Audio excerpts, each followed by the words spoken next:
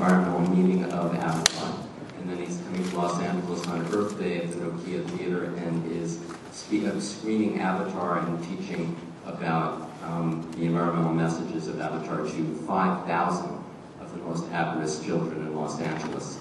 And hopefully we'll begin to inculcate a different level of awareness. And I just have to note, this new technology thing, this cell phone thing, Tom, that you were talking about, you know what it's also good for?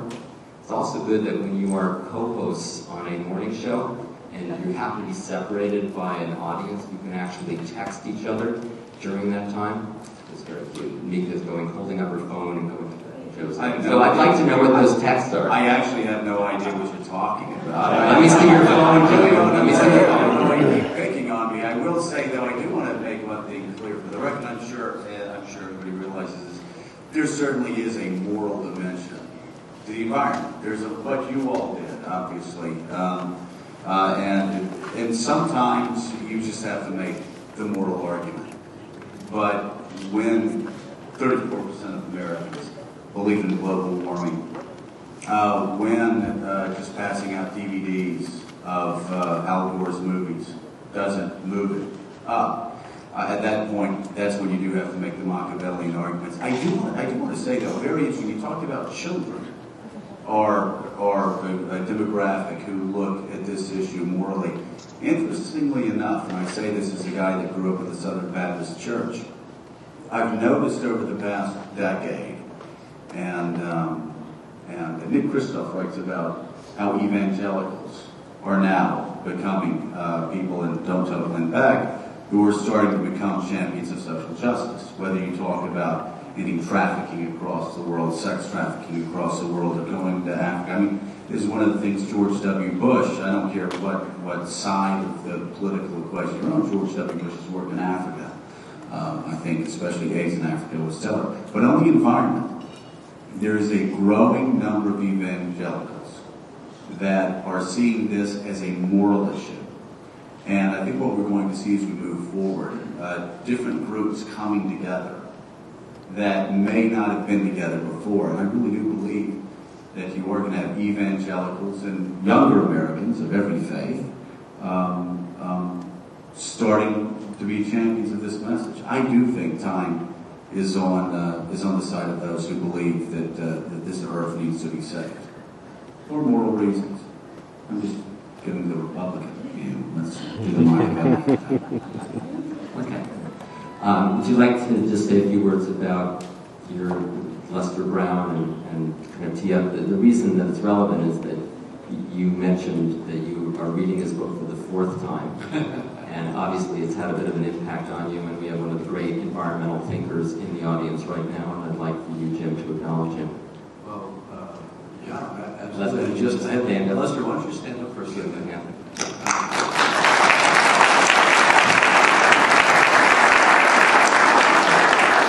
Lester's written a number of books, but his recent book, Plan B 4.0, I think I found it very comprehensive and very clear in the construction of its arguments. I'm not an environmentalist. Sigourney's not, but she plays one very well.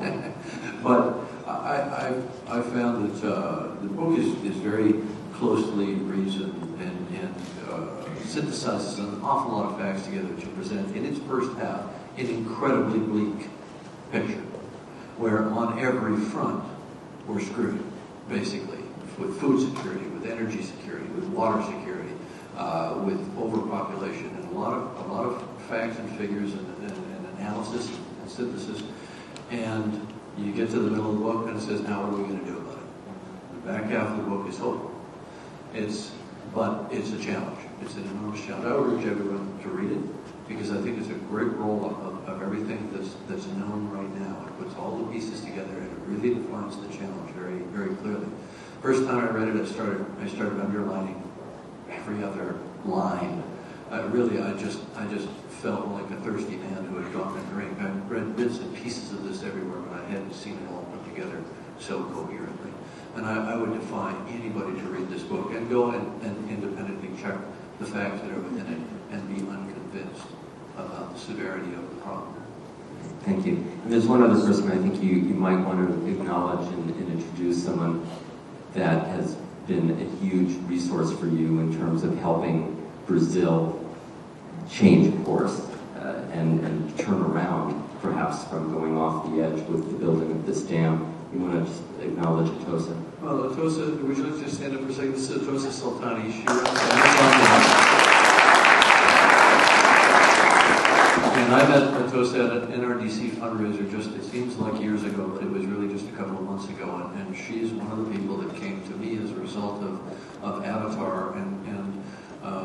She came to me, and we had a discussion about some images that had been sent to me by a colleague of hers of some indigenous people in the Ecuadorian rainforest called the Achuar, who have been fighting a major fight in their own land because of the illegal dumping of millions of gallons of wastewater from oil drilling production.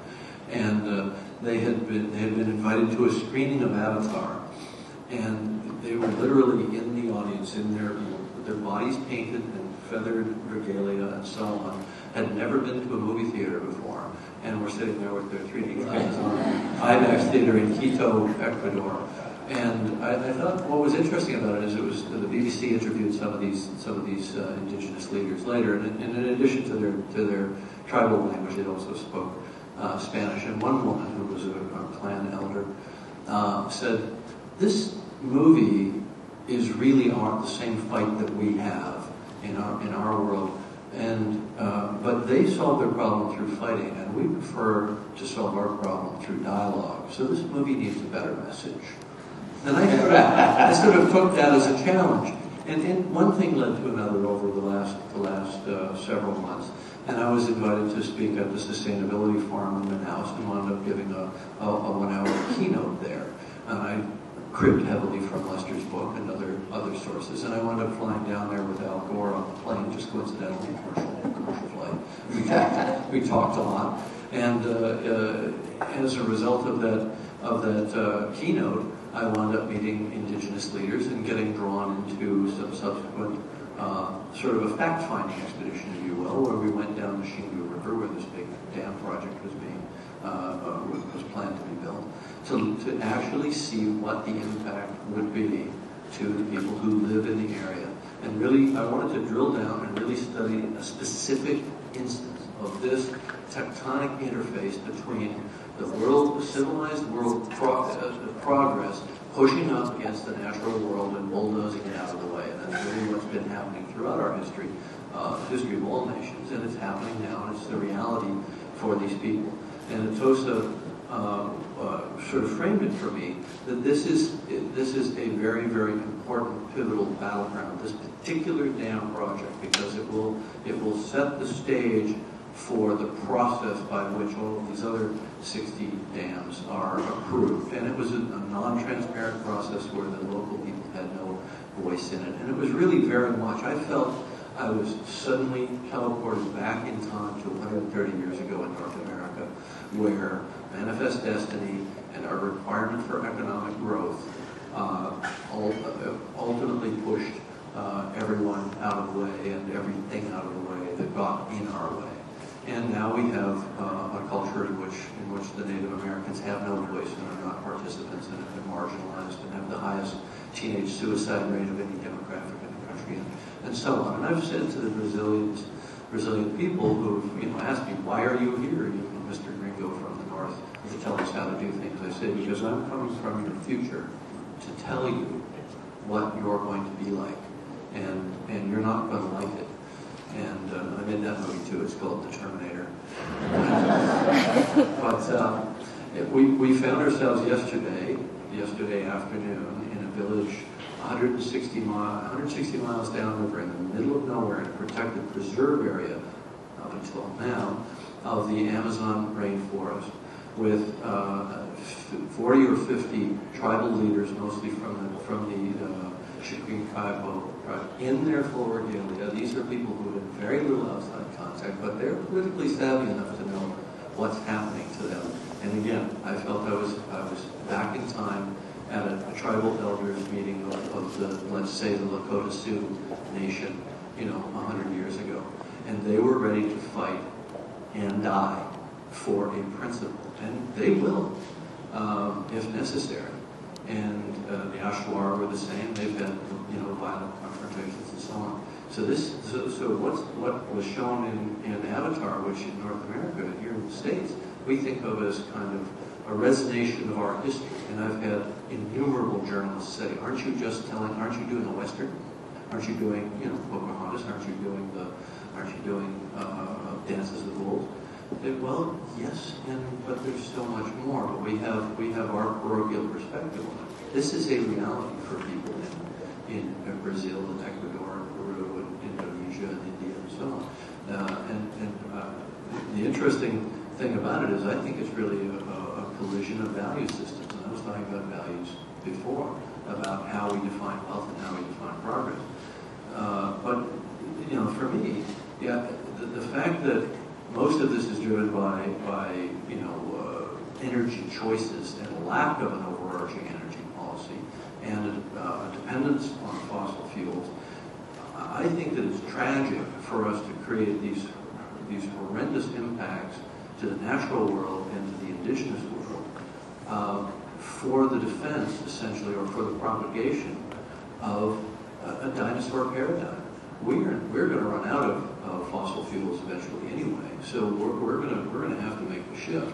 Why not make the shift now and reap the rewards and the benefits of it, as opposed to wait until the gun is against our head and the trigger is about to be pulled, and then make them and have passed the threshold where we have all those benefits and where we live in an erected, integrated world.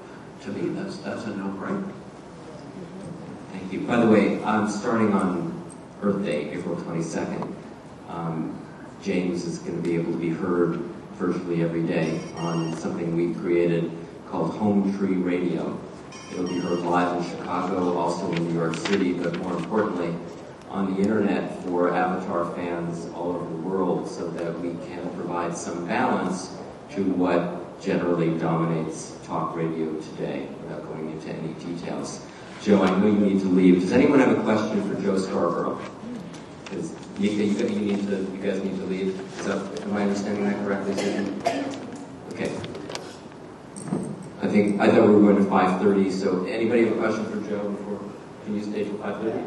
Okay. Does anyone have? Well, before we do that, I wanted to acknowledge Jim's